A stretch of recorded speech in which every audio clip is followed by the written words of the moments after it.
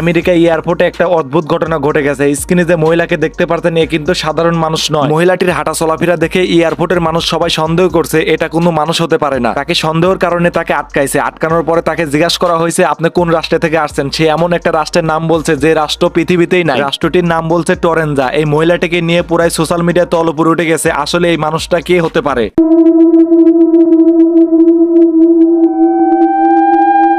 বিশেষ করে টিকটকে আর ফেসবুকে ঢুকাই যাচ্ছে না শুধু এই মহিলাটির ভিডিওর জন্য। যে যেভাবে ভিডিও বানাতে পারছে সে সেইভাবেই ভিডিও বানাচ্ছে মহিলাটিকে নিয়ে। মানে যার মনে যা আসছে সে শুধু সেই কথাই বলে যাচ্ছে। ভিউ কামানোর ধান্দায় মানুষকে আতঙ্ক দেখিয়ে শুধু ভিউ কামাচ্ছে। মানে আমি অনেক ভিডিওগুলাই দেখছি মানুষকে শুধু আতঙ্ক দেখাচ্ছে কিন্তু কেউ সত্যটা তুলে ধরছে না। আর সত্যটা তুলে ধরবে কিভাবে? সত্যটা যদি আসল ঘটনা পাবলিক জেনে যায় তাহলে তো আর তাদের ভিউ হবে না। আর নিউজের কথা কি বলবো ভাই, এখন হচ্ছে নিউজও ঠিক নেই। তারাও মনে হয় ভিউ কামানোর ধান্দায় কখন কি নিউজ করে তার ঠিক নাই। আচ্ছা বাকি কথা পরে বলতেছি।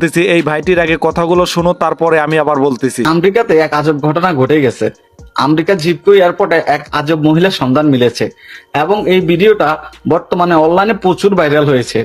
এই মহিলাটা যখন এয়ারপোর্টে নেমেছিল, ইমিগ্রেশন অফিসার তার যখন পাসপোর্ট চেক করলো, সে এমন একটা দেশ থেকে এসেছে যেটা দুনিয়ার মধ্যেই নেই। হঠাৎ করে টিকটকে ঢুকলাম। টিকটকে ঢোকার সাথে সাথে দেখলাম এই ভাইটির ভিডিও আমার সামনে আসলো। ভিডিও শুরুতেই ভাইটি আমেরিকার কথা বলছে। আর আমেরিকা তো স্বপ্নের দেশ। আমিও ভাবছি যে দেখি এই ভাইটি কি বলে, ভিডিওটি দেখি আগে সম্পূর্ণ। এই ভাইটির ভিডিও দেখে আমি তো অবাক। আমেরিকার মতো দেশে একটা মহিলা আসছে কোথা থেকে সেটাই তারা জানে না। আরো নাকি স্যাটেলাইটেও খুঁজেছে, ম্যাপেও খুঁজেছে, কোথাও নাকি এই মহিলাটির আসল পরিচয় খুঁজে পাওয়া যায় নাই। এই মহিলাটি যে রাষ্ট্র থেকে আসছে সেই রাষ্ট্রের নাম নাকি টরেঞ্জা। এই রাষ্ট্র নাকি দুনিয়াতে নাই। আচ্ছা তাদের কথাই মানলাম টরেঞ্জা রাষ্ট্র নাকি দুনিয়াতে নাই। তাহলে ভাই এটা কি দেখাচ্ছে গুগল ম্যাপে? এটা কি? এটা কোন রাষ্ট্র বলে ভাই?